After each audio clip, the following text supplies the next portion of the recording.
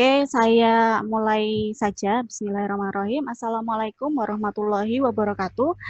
Ya, terima kasih atas kesempatan pada siang hari ini.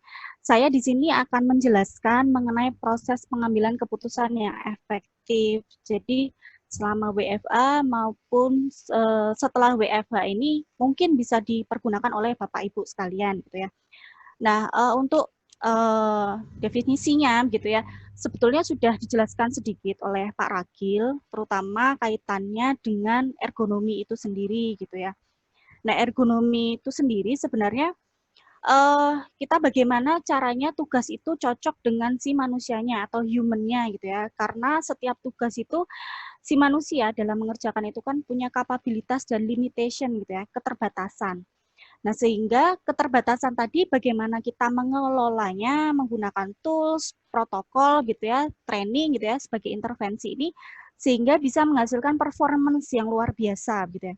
Nah, performance ini nantinya akan mendukung peningkatan productivity, job satisfaction kita terkait dengan pekerjaan kita sehingga nantinya bisa menjadi efektif, efisien, aman dan nyaman gitu ya.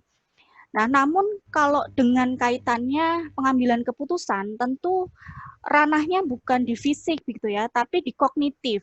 Nah, kognitif ini sebenarnya masuk dalam kapabilitas atau limitasi kita gitu ya, karena kognitif manusia, mental proses manusia itu memiliki keterbatasan. Nah, sebenarnya apa sih kognitif itu gitu ya? Kognitif ini sebenarnya terkait dengan mental proses. Karena mental proses ini sebenarnya tidak bisa kita lihat gitu ya, karena terjadinya di dalam otak gitu.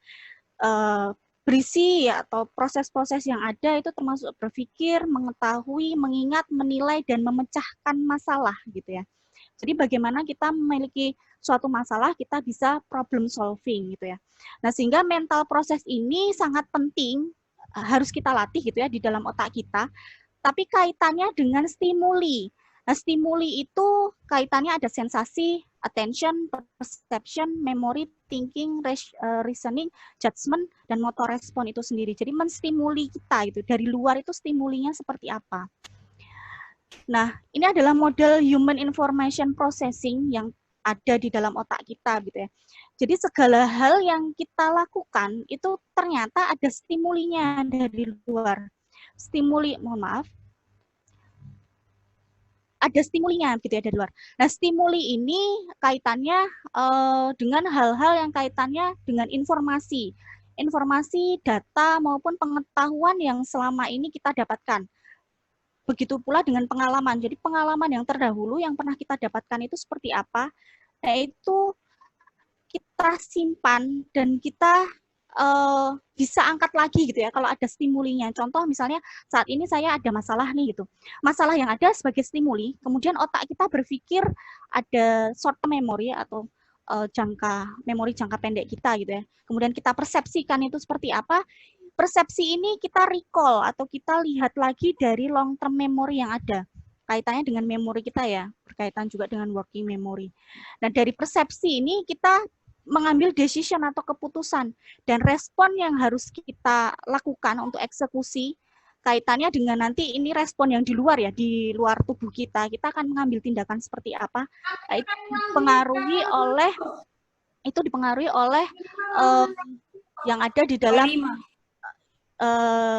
otak kita gitu ya, kaitannya dengan stimuli atau hal-hal informasi yang kita dapatkan. Nah, kemudian sebenarnya dalam otak kita itu kalau kita memiliki suatu masalah atau problem gitu ya, itu kaitannya ada dua. Jadi bisa intuisi atau logika. Jadi kita kalau memutuskan sesuatu sebenarnya dalam otak kita itu ada dua hal. Ingin bersifatnya logika atau ya. Logika ini kaitannya dengan perhitungan dan konsekuensi yang jelas. Kalau intuisi berdasarkan feeling atau intuisi gitu ya. Nah, sehingga yang perlu diperhatikan adalah kita dalam WFH ini maupun nanti ya setelah WFH berakhir, kita harus memiliki problem solving ya yang sesuai dengan data ataupun fakta yang ada, jangan berdasarkan intuisi gitu ya. Nah, cara mengolahnya itu bagaimana gitu ya? Cara mengolahnya kita bisa mendapatkan informasi-informasi yang ada di dalam lingkungan kita gitu ya.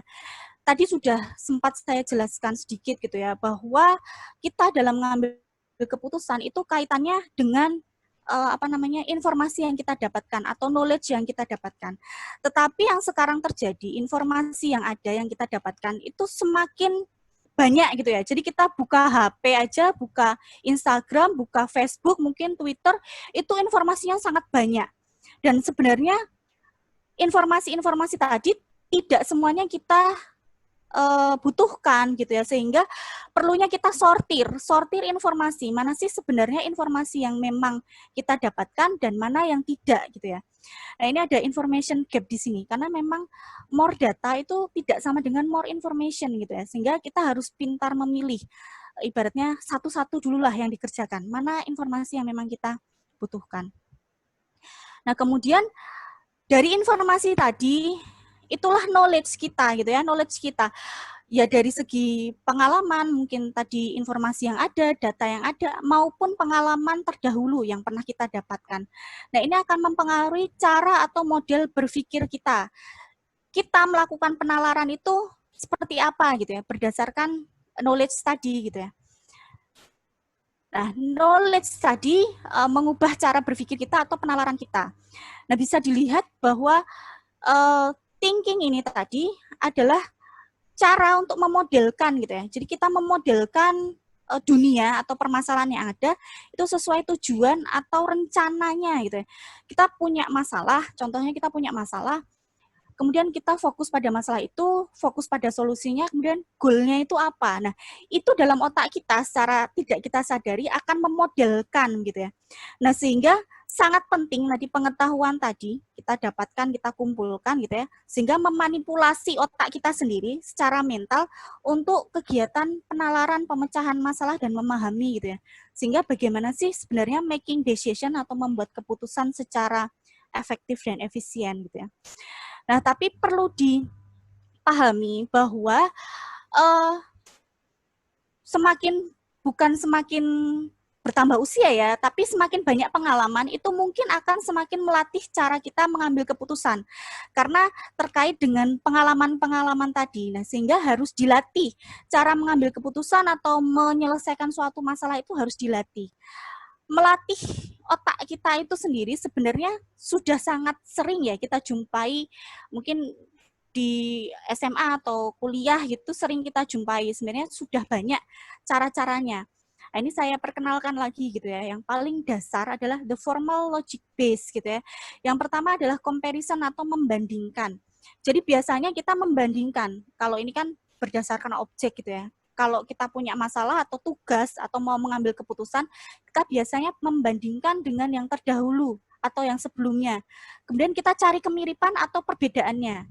Biasanya seperti itu. Atau yang kedua, menggunakan analisis. Analisis ini ibaratnya seperti deduksi ya, deduksi reasoning. Jadi kalau kita punya masalah, kemudian kita breakdown. Kalau contohnya di slide ini adalah misalnya pohon kita breakdown-kan lagi, oh pohon itu punya akar, punya batang, daun, dan seterusnya. Gitu ya. Nah, analisis ini berkebalikan dengan sintesis. Kalau analisis tadi membreakdown, kalau sintesis itu mengumpulkan. Jadi seperti inductive reasoning gitu ya. Contohnya misalnya punya masalah tuh kok banyak gitu ya, kalau di perusahaan atau di rumah itu masalahnya banyak gitu.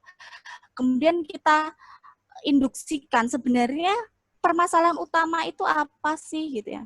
Kalau contoh yang di slide ini saya mengambil contohnya, misalnya saya punya ekor, misalnya ini mau nebak hewan gitu ya, saya ada ekornya, hewan ini ada ekornya, bodinya besar gitu ya, warnanya abu-abu misalnya, kemudian punya belalai, oh ternyata dia itu gajah gitu. Misalnya contohnya seperti itu. Ini hal-hal yang sifatnya mendasar sebenarnya. Nah, ini tadi sekilas juga sudah saya jelaskan gitu ya, bahwa analisis maupun sintetis tadi kaitannya juga dengan induktif maupun deduktif reasoning. Nah, yang sering terjadi gitu ya, kalau biasanya kami mengajar, saya, kemudian Bapak Ibu kakak ergonomi itu biasanya untuk melatih penalaran mahasiswa itu kami menggunakan mind map atau fishbone. Jadi mahasiswa yang biasanya itu sekarang ini ya mahasiswa milenial itu biasanya kalau diminta untuk menganalisis itu kurang kena, kurang pas gitu dengan permasalahan yang ada, sehingga kita melatih dari tugas keseharian mereka menggunakan mind map atau fishbone ini. Nah, dari mind map ini kita tahu, oh kita deduktifkan ini dari mind map gitu ya, mind map garis besarnya apa, kemudian kita breakdown-kan. Sedangkan fishbone kebalikannya gitu ya, secara induktif begitu. Nah, sehingga dalam memecahkan masalah tadi, kalau kita punya masalah atau kita punya tugas bagaimana mengambil keputusannya gitu ya, kita harus benar-benar ngerti gitu ya, tahu problem itu sebenarnya apa gitu. Jadi masalahnya yang rootnya tadi ya, yang akar permasalahannya itu apa gitu. Kemudian kita harus bisa menjelaskan masalah tersebut. Jadi mungkin kalau dari sisi psikologi, saya mohon maaf mungkin tidak terlalu ke arah psikologi gitu ya, tapi saya pernah membaca bahwa kita harus mengenali diri kita sendiri gitu, bahwa masalah yang terjadi itu sebenarnya apa sih. Jadi mengenali masalah tersebut gitu ya. Kemudian kemungkinan masalah atau tugas itu bisa terjadi itu apa sih gitu ya. Dan kita bisa mengetes yang nomor 4 ini. Mengetes atau kira-kira penyebab yang paling mungkin apa saja, kita breakdown-kan dari masalah tersebut. Kemudian kita memverifikasi penyebab sebenarnya gitu ya. Jadi jangan sampai kita mau memutuskan sesuatu tapi akar permasalahannya sendiri kita masih ragu gitu ya. Sehingga bisa jadi malah salah mengambil keputusan sehingga tidak efektif dan efisien gitu.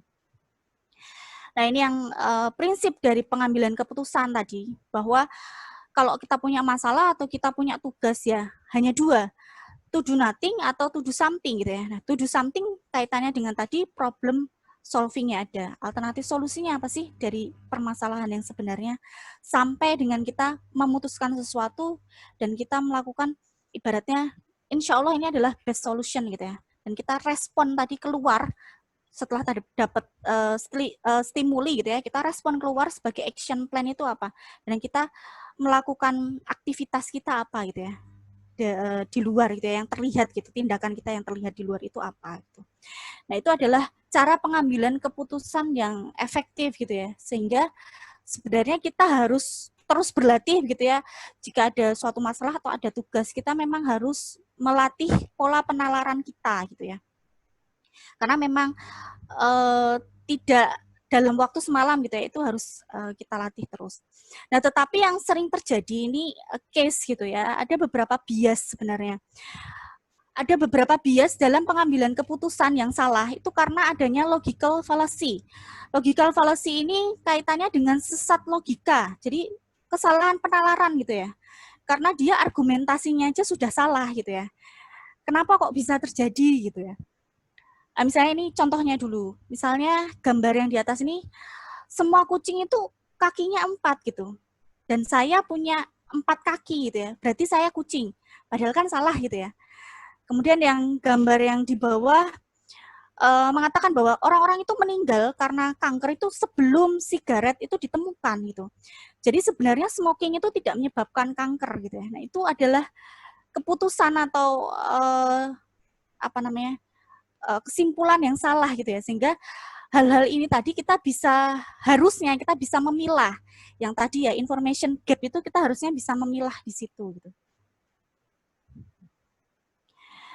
Nah, bias ini yang terjadi di dalam otak kita, kognisi tadi yang bisa menjadikan bias, itu efeknya sebenarnya banyak gitu ya. Kalau sudah bias, itu persepsi kita pasti salah gitu ya. Nah, kesalahan ini nanti akan terekam di otak kita, dan nanti untuk selanjutnya juga akan memakai kesimpulan yang salah. Nah, ini perlu hati-hati begitu ya. Kemudian juga bisa menyebabkan decision making kita yang sekarang itu salah juga. Bahkan kebiasaan kita atau behavior kita juga menjadi salah gitu ya. Dan judgment atau biasanya orang ya di judgment aja, jadi tidak menggunakan fakta atau data yang ada ya. Sering terjadi biasanya kita lihat gitu ya di televisi gitu ya, di orang debat atau argumentasi tapi tidak berdasarkan fakta dan data, tapi berdasarkan hanya human perception yang tadi judgment tadi. Nah, sehingga itu yang seharusnya kita hindari karena itu sebenarnya bias gitu ya, berbahaya gitu. Nah, terjadinya seperti itu sebenarnya karena pertama mungkin terlalu banyak informasi yang ada, atau bahkan kurangnya informasi gitu ya, atau waktu yang seharusnya terjadi itu yang kita untuk mengambil keputusan ya maksud saya itu sangat singkat gitu ya, atau tidak cukup memori, jadi kita sudah lelah otak, sudah mental kita lelah gitu ya. Nah itu menyebabkan hal-hal tersebut terjadi, sehingga kembali lagi tadi yang di slide awal bahwa ada information gap tadi, harusnya kita sortir mana yang benar, mana yang tidak, informasi mana yang kita butuhkan terhadap masalah kita dan tugas kita, mana yang tidak gitu ya. Maaf Bu Atia, 2 menit lagi Bu. Oke, siap. Nah, kemudian untuk bias gitu ya, yang ini salah satu contoh gitu ya yang sering terjadi adalah anchoring effect gitu ya. Anchoring effect ini kaitannya sebenarnya sering dilakukan gitu ya oleh pihak marketing gitu ya. Kalau yang sekarang terjadi itu kasus yang terjadi di pihak marketing atau media-media. Jadi misalnya kita lihat gitu ya, anchoring effect ini apa sih? Ini berupa jangkar karena ada bias kognitif di mana seorang individu terlalu bergantung pada informasi awal yang ditawarkan gitu ya dalam membuat keputusan, sehingga tidak benar-benar menggunakan fakta atau data yang ada. Nah, sehingga kalau contoh yang di bawah ini adalah contoh marketing gitu ya. Biasanya kita kalau ke bioskop gitu, pengennya sih awalnya tujuannya tadi pengen beli popcorn itu yang small gitu ya. Tapi terus kita lihat loh, yang medium 6,5, kemudian yang large aja 7. Berarti lebih baik yang sekalian yang large aja, karena ternyata juga dengan yang medium itu selisihnya tidak beda jauh. Nah, itu adalah anchoring effect yang dipengaruhi oleh decoy. Jadi decoy itu adalah cenderung di mana konsumen atau kita sendiri gitu ya saat mengambil keputusan itu ada di antara dua opsi gitu ya. Dan dua opsi kemudian diberikan opsi yang ketiga itu tidak seimbang gitu ya. Sehingga hati-hati gitu ya dalam mengambil keputusan yang sifatnya ada anchoring effect atau decoy-nya tadi, sehingga harus kembali lagi ke information yang memang kita butuhkan atau fakta dan data yang kita butuhkan gitu. Bias yang kedua adalah framing effect, ini yang sering juga terjadi gitu ya. Framing effect ini sebenarnya hanya berupa cara kita menampilkan sebuah data gitu ya. Jadi kita kalau melihat suatu penyajian data atau informasi itu kira-kira kita mau pilih yang mana gitu. Ini juga sering dipakai di marketing gitu ya, di swalayan atau di produk-produk tertentu. Misalnya contoh ada frozen yogurt gitu ya. Yang satunya adalah terkandung 20% lemak gitu, yang satunya 80% fat free gitu ya. Sebenarnya mana yang dipilih? Orang mungkin akan lebih cenderung mengambil yang 80% fat free gitu ya. Karena kayaknya kok lebih banyak gitu ya, informasi yang didapat di awal tuh kayaknya lebih banyak gitu. Jadi bisa mempengaruhi seseorang dalam mengambil keputusan gitu. Kita bisa mengarahkan. Nah, itu bahayanya seperti itu.